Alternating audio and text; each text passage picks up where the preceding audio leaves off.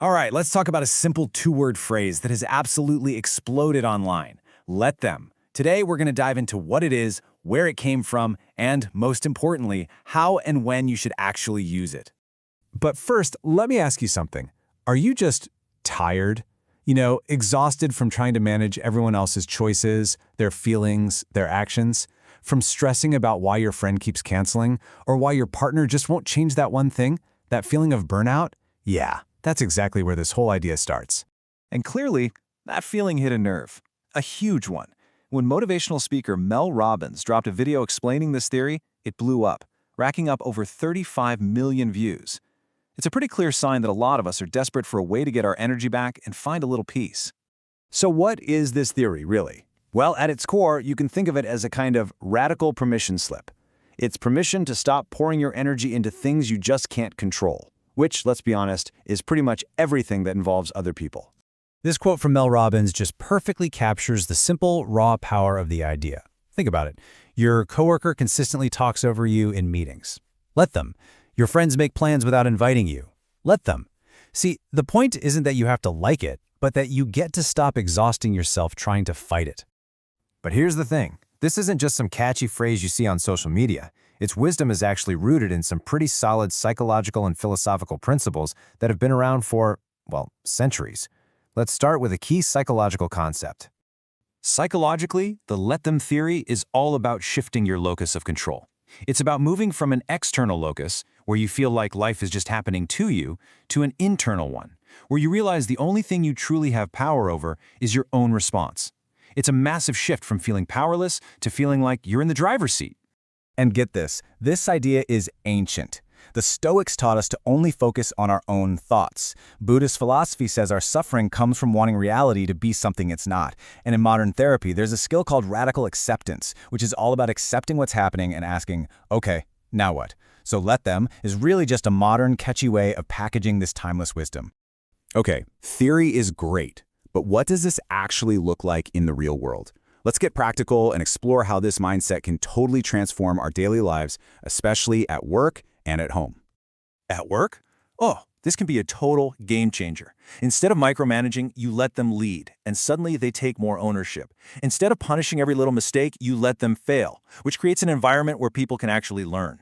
By letting people set boundaries and be themselves, you build a culture of trust and creativity, not fear and burnout. Now, what about parenting? This is where it gets a little more nuanced. Harvard psychologist Dr. Stuart Ablon has this incredible perspective. Kids do well if they can, not if they want to. This completely reframes challenging behavior. It's not a problem of will, it's a problem of skill. So, when the stakes are low, let them is a super powerful tool for building autonomy in kids. Let them wear that totally mismatched outfit. Let them learn the hard way that, not studying for a test has consequences. These little acts of letting go help them build the internal motivation and problem-solving skills they're going to need for the rest of their lives. But, and this is a huge but, this theory is not a silver bullet. Not at all. If you apply it carelessly, it can actually become a real problem. It's so important to understand the very real dangers of getting this advice wrong. So, when is let them the wrong answer? Because the answer isn't never. And honestly, this is the part of the conversation that usually gets lost in all the viral hype. Let's be crystal clear. Let them is not a pass for abuse, harm, or dangerous behavior. Full stop. It should never be used to enable addiction or to just become a doormat. If you're saying let them on the outside, but inside you're just seething with anger, it's not working. You're just bottling things up and avoiding necessary tough conversations.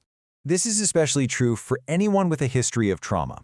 As trauma care practitioner Stacey Uhrig puts it so powerfully, for someone with complex PTSD, people-pleasing and trying to control situations are survival mechanisms, not just bad habits. For them, letting go can feel incredibly unsafe, and much deeper healing is needed first. Okay, so we've seen the hype, and we've seen the serious warnings. How do we pull all of this together into a tool we can actually use mindfully and effectively? Well, it turns out it comes down to one crucial missing piece. And here it is. The most critical part of this whole idea is what comes next. It's not just let them, it's let them and then let me.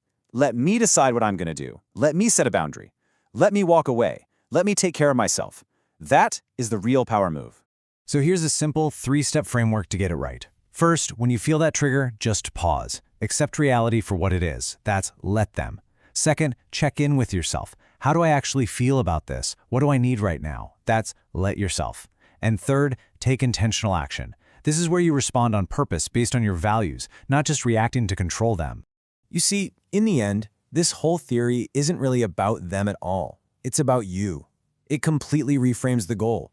The question stops being, how can I get them to change? And it becomes, now that I'm not wasting all my energy on them, what will I do with all this freedom I've just given myself? And that, right there, is a much more powerful question to answer.